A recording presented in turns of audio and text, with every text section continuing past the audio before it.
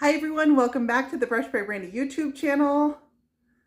You're not seeing double. I've got a mirror right here because this week's project is a vanity and I love doing vanities. They're probably one of my favorite to work on because they can always be over the top, feminine, romantic pieces, and this one does not disappoint on that. So this one is actually getting a finish that I've done before. It's using these cherry blossom molds. I actually combined two different molds from Redesign with Prima to create this look. It's just the right pop of color for this otherwise pretty neutral color scheme with a gray and a cream color. It's got a mirror on it. We're going to redo the top on this one, but it comes out absolutely gorgeous. So if you're looking for a look for a vanity that's a little understated and neutral, but still has just the right amount of interest, I think this is it. Also got some new hardware and I'm seeing the sparkle on it as I look into the camera and it's so stunning. So you guys, I'm excited to share this process with you. Let's go ahead and give this one a makeover. Here's where I started on this piece. It's absolutely gorgeous. I try to pick up vanities whenever I can, but this one was in really good condition and it has great details on it. So I was super thrilled to get my hands on it, and I think this look is nice and classic and perfect for this piece. I started out on this piece with just about the same prep that I do on every piece, and I'm not going to focus on that so much in this video because I have a lot that I want to show you in the finishes. So I'm just going to run through the steps that I did. I did a thorough cleaning on this piece using Green Ease cleaner, and then I rinsed that away with water. I did any repairs that needed to be done, sanded anything. I did have to add a little bit of glue to the veneer on the top. I removed all of the hardware, and then this piece was ready to start my finishes. I did add 2 coats of Weissal primer in light gray. I added primer on this one because it was pretty clear that this piece was going to be a bleeder and I didn't want it to discolor my paint finishes over time. That's also going to help with the adherence of my paint, which never hurts. This piece is part of a pair. I'm also doing a nightstand to match, and I'm creating them to match another piece that the customer already has in her home that I done for her a few months ago. And so that's going to be our inspiration. I know I need to pour a whole bunch of molds for this look. So I started out by pouring my Redesign with Prima molds. I used 2 molds to create this look. They're complementary. So they both look like they're the same design, but it gives me a little more variation to use 2 molds together. And I poured those using amazing casting resin. Started out by mixing parts A and B in equal portions, and then I pour them into the silicone mold. After about 10 minutes, they're fully dry and I can work the silicone to get those out of the mold. And then I'm going to work with my placement onto this vanity. In this view here, you can see that I've already got my Weissal primer laid out onto my piece. That's nice and dry, and that's when I'm going to go ahead and add these molds. When I'm laying out my molds, I usually start with my largest portions first. So I pick the largest pieces out of the pattern, and then I'm going to fill in with smaller pieces as I go until I have the layout that I want. And I'll sort of dry fit them before I add the glue. Once I have that layout fairly confirmed, I'm going to go ahead and add a little bit of Titebond Quick and Thick adhesive to the back of each of my molds, and then I'm going to apply them to the piece. If I need to, I can use a little bit of painter's tape or even some clamps to hold them in place. I try to apply my molds while they're a little bit soft, so before that 10 minutes has fully expired with the casting resin. The molds are a little bit soft and I can kind of bend them into any shape that I want, and that allows me to get a little bit more customized of a design. Once the 10-minute casting resin has fully cured, it does get a little bit hard and it's a little bit harder to move the pieces. You can apply a little bit of a heat using a heat gun, and that'll give you some flexibility, but it'll never be the same as when they're freshly cast. So if you really want to get movement to your molds, I do recommend applying them while they're freshly cast. It can be helpful when you need to apply a whole bunch of molds to have a second set of hands, one person pouring and the second person applying. I was doing this all on my own, so I had to cast them and then come right away and apply them. This vanity has 2 doors, one on either side, and I just tried to make there be a little bit of variation. I didn't want them to be perfectly symmetrical on either side, but they do look complementary to each other. You want to make sure that the glue for your molds is completely dry before you come back and paint, and if you don't, you'll be adding moisture over the top of wet glue and it does impact your glue drying. I'm going to be using 2 paint colors to get this blended finish. I'm going to be using a medium gray and I'm going to be blending that into ivory. And I'm using Weissal Chalk Synthesis paint. This is a paint that blends really well, and that's what I'm looking for. I usually choose chalky style paints, and that's because I find that they're the easiest to blend. There are other styles of paints. All-in-one paints are great, but they don't blend as well. They're not as friendly to water. They do react a little bit differently, so those are not as optimal for blending. Clay paints I tend to struggle a little bit with blending because the color colors can change as the paint is drying. It also tends to reactivate a little quicker, and blending does require that you overwork the paint. So clay paints I usually do not lean towards. The chalky styles are really what I find easiest for my style to work with, and every once in a while I'll do a piece in an all-in-one paint or a clay paint just for fun, and it's always good to learn the different styles of paint and what each brand does differently. But YSL Chalk Synthesis paint is one that I love to blend with. So the first thing that I need to do is get my paint laid onto this piece, and I need to work around all of these molds. So I'm making sure that I paint in around all the edges of those molds as I go so that they're fully covered. Once I get my paint laid on, I can start working those colors together in the middle. This is just my base coat, so this blend doesn't need to be perfect. I just want to get my basic layout decided and where I'm going to have those two colors meet up in the middle. That's all I'm trying to do here is conceptualize. I will get fairly good coverage on these because I've got this light gray primer underneath, but I'm still going to do 2 coats to make sure I have no empty spots peeking through. I'm using my Klingon S50 brushes. These have quickly become one of my favorite brushes to use. They're great for laying the paint on. I also can use them for blending, so I really like these brushes. They're a nice all-around brush for getting a smooth, even finish and also working those colors together. So you can see here, even using that light ivory paint over the gray primer, it gets really good coverage. So this is why I like light gray primer, because I can use it under whites and also under colors, and it gives great coverage with either one. I tried to decide the placement of my blends for where I could most complement some of the details of this piece. So I wanted these moldings to sit in the highlight, this white portion, because I'm going to add some color to the top of those, and I want that to pop against the white color. This finish is kind of inspired by a yin and yang. I've got the light color, the ivory, with the nice colored flowers, and that's my gentle light colors, and then I've got the dark gray. It's kind of moody on the other end of that. So this is my yin and yang finish. I think it comes out beautiful. So once I go around my entire piece, I've decided where all my blends are, my layout is there, I've got my concept roughly formulated in my head, and now I'm going to go through and finalize it all. So this is my final coat. I do tend to use a little bit more water on the second coat, and that's because I've got the chalky finish underneath. Though just a little bit of water on the surface helps my brush glide over top. I don't need a lot of paint on this coat because I've got most of my coverage with the coat underneath. This is where I'm just going to really perfect my finish.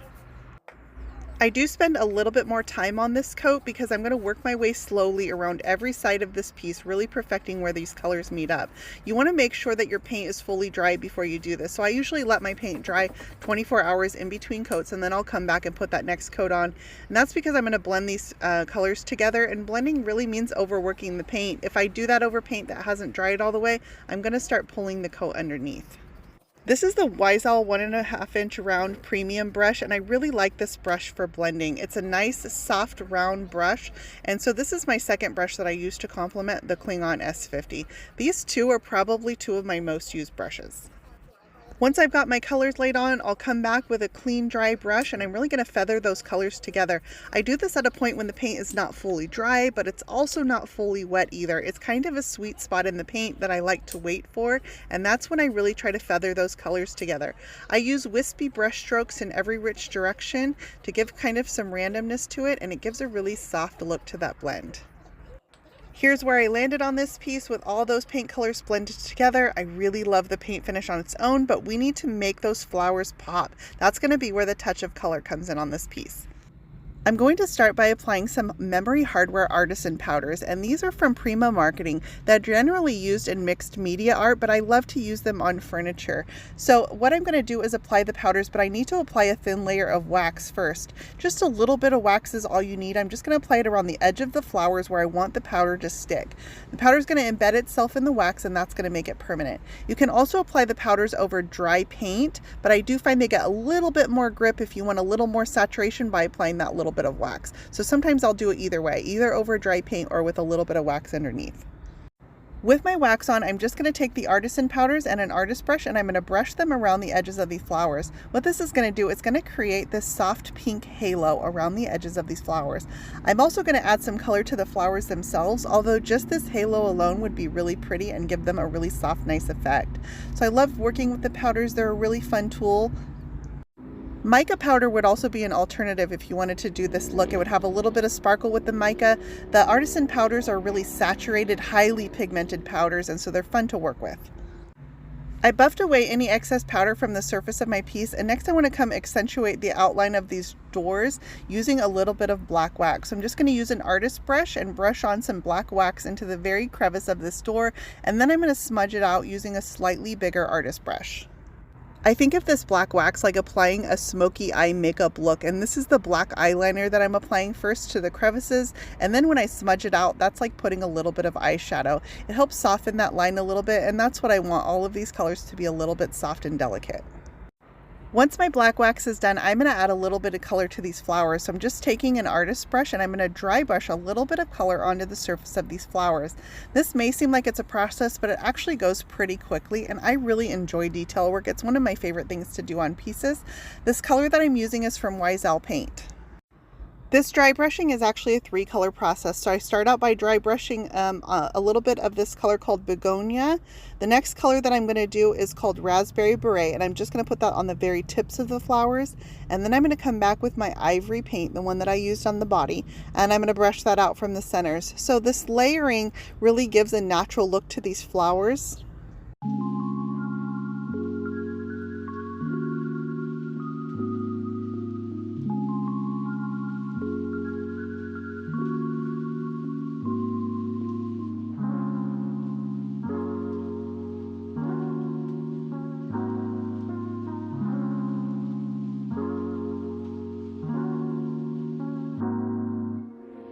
Here I am at the tail end of my flowers. I think they look beautiful. They look really natural, a little bit of color and that soft halo of the powders around the edges.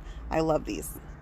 So now we need to pay a little bit of attention to the top, and I told you that I was working on a pair here. I'm also doing a nightstand to match, and that nightstand happens to have a dark brown marble top on it. That's not going to work with this look, so I'm going to give a faux marble finish on the top, but I also wanted to go ahead and make the top of this vanity match so that it coordinates in the room that they're going to go in together. I'm going to do this using resin, and I'm using a clear coating resin. So the resin we used in the beginning for creating our molds is a casting resin. The difference is the casting resin dries white and dries in 10 minutes. This resin will dry clear, and it takes 24 to 48 hours to fully dry. This is Amazing Clear Cast Plus resin, and I use the Clear Cast Plus because it has a UV resistance in it that's going to keep the resin from yellowing over time. The reason I do this is because I'm pouring a white resin and I don't want it to start to yellow. So it's really important when you're doing white resin to make sure you have that UV protection. I added a little bit of white resin dye to create this pure white. I also added a white primer underneath to make sure I have coverage over the wood. And then I'm going to mix in small Dixie cups just a little bit of my resin with a little tiny drop of my Paint in the ivory and the charcoal gray, and that's going to give me my 2 accent colors that I pour into this resin. So I mixed the largest portion in the white resin that I added a little bit of resin dye to, and I smeared that over the top of the piece using a silicone brush. Once I've got an even coat of my white resin, I'm going to drizzle in that ivory. It looks a lot darker, but that's because it's up against the pure white. So it ends up looking like a little bit of gold in this marble, and it's absolutely beautiful. So I want to give you a huge hint here, and the tips are you need to make sure the base of your piece is fully wrapped so that this resin does not drip onto the base of the piece. So you'll notice I've got it fully wrapped in saran wrap. I have cardboard underneath, and then I made sure that my piece was sitting level because this is a liquid and it's going to tend to drip in whatever direction is off level. So make sure your piece is fully level. After I drizzle in my ivory and my gray, I'm going to use this silicone basting brush, and I'm just going to smudge out these lines. And all I have to do is use a sort of stippling motion over those colors, and it's going to really work those colors into the white around it, and it gives it a natural veining effect. I've done this look before using a blower or a heat gun or a hair dryer, and that comes out really pretty too, but in this case I really liked the effect of the stippling, so I'm going to go ahead and stick with that. I'm using silicone tools because with silicone the resin will easily clean off the tools. I let the resin fully dry, and then I can just pull away the excess from the edges of this brush. If you're not using silicone, you're going to want to make sure that you're using a brush that you can throw away because it will destroy any tools that you use. You also want to make sure you have gloves on your hand. Resin will destroy your hands. Make sure you're working in a well ventilated area. Wear a mask if need be. Some people can have sensitivities to resin.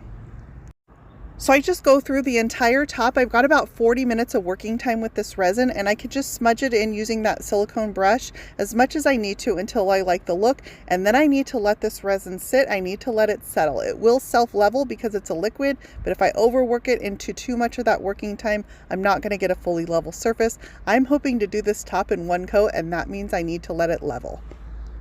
I did decide to come back with an even more saturated white, and I added a little bit more dye to some of my white resin, and I streaked that through.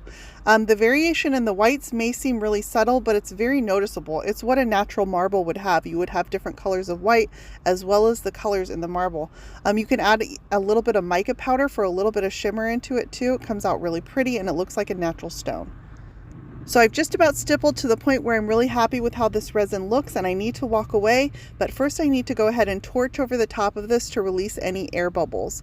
So I'm going to use a blowtorch, and I just lightly brush over the top. You don't want to concentrate too much in any area because you can burn your resin, which will cause it to amber in spots. So I just lightly go over the top. I'm also finding as I go that there can be little particles of dust or anything, and I go ahead and pick those out of my resin as I go. Those spots will self-level. All right, this is looking smooth as glass. I need to walk away. I need to let it dry overnight. I'll let it dry for a couple hours to where it's not dripping anymore, and then I'm going to come remove that tape from around the edges so that it's not so hard to remove when my resin is dry, and then the tape can get dried into the resin and be harder to remove. The top came out perfect in one coat. I'm thrilled with it. I didn't need to end up coming back and doing a second coat of resin. So now I'm going to go ahead and add clear coat to the body. I did make sure I protected the top so it doesn't get any overspray onto it. And I'm going to apply 2 coats of Weisel satin varnish to the body. You can also brush your clear coat or sponge your clear coat on. I like spraying my clear coats just for convenience. It's a really nice tool to have. Spraying also gives the smoothest, most professional look, and I love the finish that it gives to my pieces. This one is complete. I added a vanity stool that I have in my supplies for staging, and then a simple vase of vintage flowers on the top for a little pop of color that ties in with the color on those doors. This piece is complete. What do you guys think? As always, you can find links for everything I use in the description for this post. I always appreciate when you guys use those affiliate links. You can find more Brush by Brandy on Facebook, Instagram, Pinterest, and YouTube, and on my website at brushbybrandy.com. And if you enjoyed this tutorial, don't forget to click that subscribe button for weekly painting videos here at Brush by Brandy on YouTube.